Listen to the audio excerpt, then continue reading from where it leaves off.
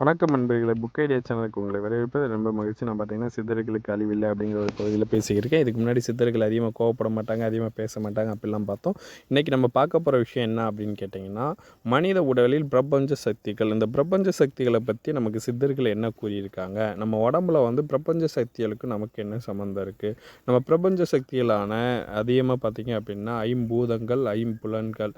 நம்ம உடல் ஐம்பூதங்களால் இயங்குது நமக்கு தெரியும். அதே மாதிரி நம்ம உடம்புல ஐம்புலன்கள் இருக்குங்கிறது தெரியும். இதில் என்ன பிரபஞ்ச சக்தி அப்படிங்கிறத தான் இன்றைக்கி நம்ம பார்க்க போகிறோம். சித்தர்கள் நமக்கு தெளிவாக சொல்லியிருக்காங்க. பிரபஞ்ச சக்தியில் அனைத்தும் மனித உடம்பில் அனைத்து ஜீவராசிகளும் நிறைந்துள்ளதுன்னு சொல்லியிருக்காங்க. இதனால தான் திருமுறை கூட என்ன சொல்லியிருக்காங்கன்னா, ஊன் உடம்பே ஆலயம் என்ற சொல்லியிருக்காங்க. அதே மாதிரி இது பார்த்தீங்க அப்படின்னா நம்ம உடம்புல வாத பித்த கவம் இது உடவில் உள்ளதுங்கிறதையும் நமக்கு தெரியும். அதிகமாக வாத பித்த கப நிலைப்பாட்டின் தன்மையை தான் இந்த பிரபஞ்ச சக்தின்னு சொல்லியிருக்காங்க. அதே மாதிரி ஐம்பூதங்களான மண், காற்று, நீர், நெருப்பு ஆகியவற்றின் பிரதிபலிப்பும் ஒவ்வொரு மனிதன் உயிரிலும் இருக்குதுன்னு சொல்லியிருக்காங்க. அதைத்தான் ஒரு பாட்டில் என்ன சொல்லியிருக்காங்கன்னு கேட்டிங்க அப்படின்னா, அண்டத்தில் உள்ளதே பிண்டம், பிண்டத்தில் உள்ளதே அண்டம், அண்டமும் பிண்டமும் ஒன்றேங்கிறத அறிந்ததான் பார்க்கும் போதே என்கின்றார் சித்தர் சொல்லியிருக்காங்க. பொதுவாக எலும்புக்கூடு, நரம்பு, தசை, தமனி முதலியான தான் மனிதன் என்று சொல்வதுண்டு. ஆனால் இது அறியாமல் சொல்கிறதா சித்தர்கள் சொல்கிறாங்க. ஆனால் அது கிடையாது அப்படிங்கிற சொல்லியிருக்காங்க. அதாவது அண்டத்தில், அதாவது பிரபஞ்சத்தில் உள்ளது அனைத்தும் பிண்டத்தில் உள்ளது என்கிறார். பிண்டம் என்றால் உடம்பை குறிக்குங்கிறதையும் சொல்கிறாங்க.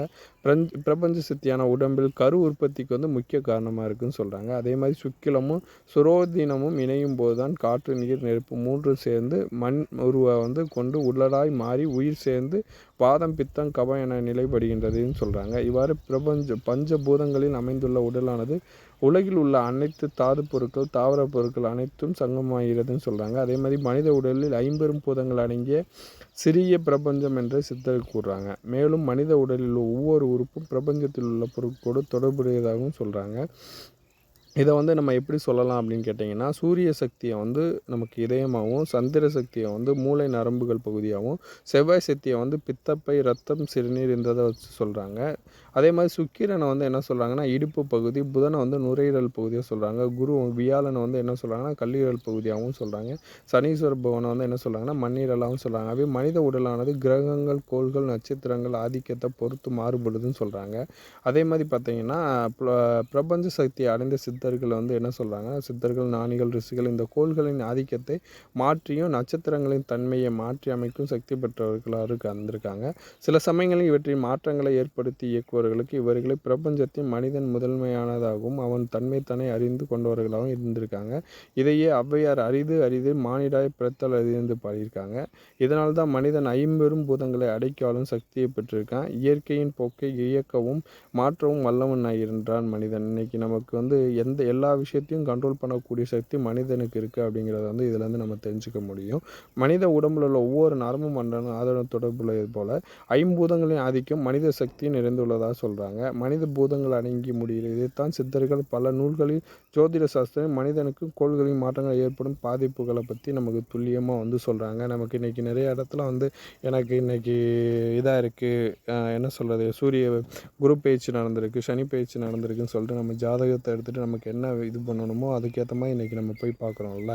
அதைத்தான் நமக்கு உடம்புல இருக்கக்கூடிய கப பித்த நீரை நமக்கு வாதம், பித்த, கபம் மாறுபடும் போது நம்ம உடம்புல பல வகையான நோய்கள் நமக்கு நேரிடுன்னு சொல்கிறாங்க. அந்த நோயை நம்ம சரி பண்ணுறதுக்கு நமக்கு எதன் மூலியமாக தெரிஞ்சுக்க முடியுமோ அதை சரியாக அதான் நமக்கு வரும் முன்னே காத்துக்கொள்ளணும்னு சொல்கிறல. அதைத்தான் இவங்க தெளிவாக ஒரு விஷயத்தை மாற்றி அமைக்கக்கூடிய தன்மைகள் சித்தர்களுக்கு இருந்திருக்குன்னு சொல்கிறாங்க. அதை தான் ஐம்பூதங்களை நம்ம ஐம்புலன்களையும் ஐம்பூதங்களையும் தெளிவாக அடைக்க ஆரம்பித்தாலே நம்மளை கண்ட்ரோல் பண்ண யாருனாலையும் முடியாது. அதை தான் சித்தர்கள் அவங்க அந்த அளவுக்கு செஞ்சுருக்காங்க. மனித உடலான பிரபஞ்சத்தில் ஒரு பிரபஞ்சம் என்று சித்தர் கூறுறாங்க. அதே மாதிரி பார்த்திங்க அப்படின்னா நிலம், நீர், நெருப்பு, காற்று ஆகிய இந்த ஐம்பூதங்களை நம் உடலில் செயல்படுகிறதுன்னு சொல்கிறாங்க. சித்தர்கள் தங்களின் தவப்புலனால் உடலின் சாராம்சங்களை அறிந்து கொண்டு இருந்திருக்காங்க. அதில் தான் போது உடலில் ஆதங்கள் அனைத்தும் ஒன்றுடன் ஒன்று தொடர்பு கொண்டு ஒரே நேர்கோட்டில் வரும்போது திளர்ந்த காலம் என அழைக்கப்படும் சொல்லியிருக்காங்க. சுழிமுனையில் ஒளியை ஏற்படுத்தும் போது இந்த நிலையில் தான் உடலில் பஞ்சபூதங்களின் செயல்பாடுகளுக்கு கோள்களின் ஆதிக்கத்தின் நேரடி தொடர்பு இருப்பதை கண்டறிஞ்சிருக்காங்க. இதைத்தான் சித்தர்கள் அகரம், முகரம், மகரம் என்று சொல்லின் வடிவமைப்பாக ஓம் என்று அழைச்சிருக்காங்க. இந்த ஓம்ங்கிற என்ற எழுத்து வந்து பார்த்திங்க அப்படின்னா இது வந்து அகரம் மகரம் என்ற அந்த சொல்லுக்கு வந்து உரித்தானது. இது வந்து எந்த மதத்துக்கு இதானது இல்லைன்னு வந்து சித்தர்கள் கூறியிருக்காங்க.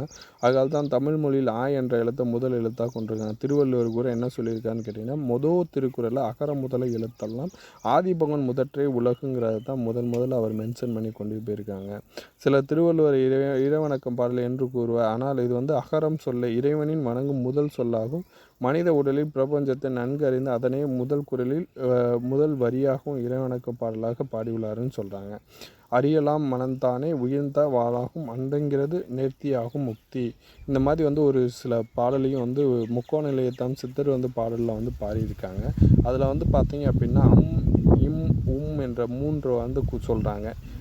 பிராணவாயுவின் செயல்பாடு இந்த வடிவில் தான் வந்து செயல்படுதுன்னு சொல்கிறாங்க. தவக்கோலத்தில் பிராணவாயுவான இம் என்ற நிலையில் செயல்படுத்தினால் மூலாதாரங்களிலிருந்து எழும்பும், அதாவது குண்டலியின் ஓங்கார சக்தி மேல் நோக்கி எழுந்து தனஞ்செயல் வாயு அடங்கியுள்ளதா இடத்திற்கு சென்று சுழிமுனை அதாவது திறந்த காலத்தை அடைகின்றதுன்னு சொல்கிறாங்க. இதனால் தான் சித்தர்கள் வந்து அண்ட சதாத்தினை தங்கள் ஆற்றலினால் மாற்றி அமைக்க முடிந்தது. சாதாரணமாக மனித உடலில் கிளேசம் என்ற நீர் உற்பத்தி ஆகுதுன்னு சொல்கிறாங்க. கிளேச நீரை வந்து ஒருநிலைப்படுத்தும் போது உருவாகும் நீரைத்தான் அமிர்த கலை நீர் என்று அழைக்கின்றன. இந்த கிளேச நீர் என்பது ஒன்றை பார்த்தவுடன் கேட்டவுடன் அல்லது உணர்ந்தவுடன் உடலில் ஊறும் ஒரு அமிர்தமான தியாகம் என்று நீர் வணங்கு ஏற்படுத்துகின்றதுன்னு சொல்கிறாங்க. அதே மாதிரி பார்த்திங்கன்னா இதுக்கு வந்து ஒரு எடுத்துக்காட்டாக சொல்லணும்னா, ஒரு ஆண் ஒரு பெண்ணை பார்க்கும்போது அல்லது ஒரு பெண் ஒரு ஆணை பார்க்கும்போது உடலில் ஒரு வகையான மனக்கிளர்ச்சி உண்டாதுன்னு பார்த்திங்கன்னா அப்போது சுரக்கும் நீர் மனக்கிளர்ச்சி நீராகும் சொல்கிறாங்க. இதுக்கு வந்து ஒரு சித்தர் ஒரு இடத்துல என்ன சொல்லியிருக்கான்னு கேட்டிங்க அப்படின்னா, ஒரு பெண்ணவோ ஒரு ஆணவோ பார்க்கும்போது நமக்கு இந்த மாதிரி ஏற்படும் போது நம்ம வந்து அவங்கள என்னவா நினைக்கணும் அப்படின்னு சொல்லியிருக்காங்க. ஒரு ஒரு கடவுளாவோ ஒரு சாமியாவோ அவங்கள நினைக்கும் போது நமக்கு வந்து தவறான எண்ணங்கள் உண்டாகாது அப்படிங்கிற ஒரு விஷயத்தையும் ஒரு இடத்துல வந்து ஒரு சித்தர் நமக்கு சொல்லியிருக்காங்க. அதே மாதிரி வந்து இந்த கிளேசின அனைத்து செயல்பாட்டிலும் தூண்டும் சக்தியாக விளங்குகிறதுன்னு சொல்கிறாங்க. மூல ஆதாரத்திலிருந்து உயிர் சக்தி நீற்றமாகி மேலெலும்பி ஆதாரங்களை தோன்றி தனஞ்செயல் நெருங்கும் போது கிளேசன் என்னும் அமிர்த உற்பத்தியாகுன்னு சொல்கிறாங்க. இதைத்தான் சிவனின் தலையிலிருந்து உற்பத்தியாகும் கங்கை நீராகவும் புராணங்களில் சித்தரிக்கின்றன. ஒருவரை பார்க்கும்போது பேச தூண்டும் போதும் கிளேச நீர் அபரிதமாக தோன்றி எண்ணங்களை மேலோங்க செய்கிறது. அதிக மகிழ்ச்சி அடையும் போது ஆனந்த கண்ணீராக வெளிவருது, துக்கம் அடையும் போது கண்ணீராக வெளிவருதுன்னு சொல்கிறாங்க. இந்த கிளேச நீரைத்தான் வந்து வாத பித்த கப உடல் கூறுகளுக்கு தகுந்தாற்போல் மாறுன்னு சொல்கிறாங்க. ஐம்பூதங்களின் மொத்த உரிமை பிரபஞ்சம். இதுபோல தான் மனித உடம்பில் ஐம்பூதங்களான சிறிய பிரபஞ்சம் என்கிறார் சித்தர்கள். இதை தான் அண்டத்தில் உள்ளதை பிண்டத்திலும் உள்ளது என்கின்றன. இந்த பஞ்சபூதங்கள் எவ்வாறு மனித உடலில் செயல்படுகிறது என்பதை விரிவாக பார்க்கணும் அப்படின்னு கேட்டிங்கன்னா, மண் நீர் நெருப்பு காற்று ஆகாயம் இவை பஞ்சபூதங்கள் அனைத்தும் ஒன்றோடு ஒன்று சேர்ந்து உருவானது தான் மனித உடம்புங்கிறத நம்ம ஆல்ரெடி முன்னாடியே சொல்லியிருந்தோம். அதைத்தான் இப்போ நம்ம என்ன பார்க்க போகிறோம்னா, நிகழ்ந்த நீர் நிரப்பியும் அப்பு நானும் நேரான தேயுடன் வாயுவாகும் அகழ்ந்த காயத்துடைய பூதம் அரிதான பிரிதிவும் மண்ணும் ஆகும். தகழ்ந்த தவப்பு சலனமாகும் நெருப்பாற்றல் தேயும் தாக்கமா வாயும் காற்றுமாகும். இகழ்ந்த காயமானது சத்தமாகும் ஏற்ற பிறகு தீயும் பொன்னிறமாதே. யூகித்த சிந்தாமணி மண்ணில் கூறுகள் மண்ணை பிரித்திவி என்று அழைக்கின்றன சொல்கிறாங்க. எலும்பு தோல் நரம்பு தசை மயிர் இவை அனைத்தும் மனித உடம்பில் மண் கூறா சொல்கிறாங்க. அதே மாதிரி பார்த்தீங்க அப்படின்னா நீர்க்கூறா வந்து நீர் சேர்த்து உருவானது தசை என்றும், மண்ணுடன் நெருப்பு சேர்ந்து உருவானது தோல் என்றும், மண்ணுடன் வாயு சேர்ந்து உருவானது நரம்பு என்றும், மண்ணுடன் ஆகாயம் சேர்ந்து உருவானது மயிர் என்றும் குறிப்பிட்றாங்க. நீரின் கூறு வந்து நம்ம உடம்புல என்ன இருக்குதுன்னு கேட்டிங்கன்னா, நீரின் தன்மை கொண்டவை இரத்தம் விந்து நீர் சிறுநீர் மூளை கொழுப்பு நீரினை புனல் என்று அழைக்கின்றன. நீருடன் சேர்ந்து வெளியேறுவது சிறுநீர் என்றும், நீருடன் மண் பிரித்திவி சேர்ந்து உருவானது தான் உமிழ்நீர் என்றும், நீருடன் நெருப்பு சேர்ந்து உருவான வியர்வையானது என்றும், அதே மாதிரி நீருடன் வாயு சேர்ந்து இரத்தம் என்றும் எனவும், நீரின் கூறுவன ஆகாயம் சேர்வதால் உருவானது தான் சுக்கிலம் எனவும் விந்து எனவும் சித்தர்கள் குறிக்கின்றாங்க.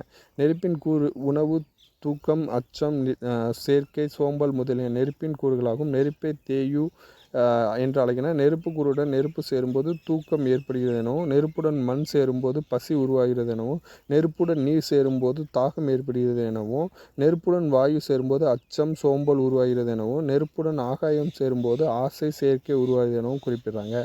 வளியின் காற்று கூறு உடல் நடத்தல் நீற்றல் உட்காருதல் படுத்தல் வாயுடன் வாயு சேரும்போது ஓடுதல் நடைபெறுகிறது என்று கூறுகின்றன.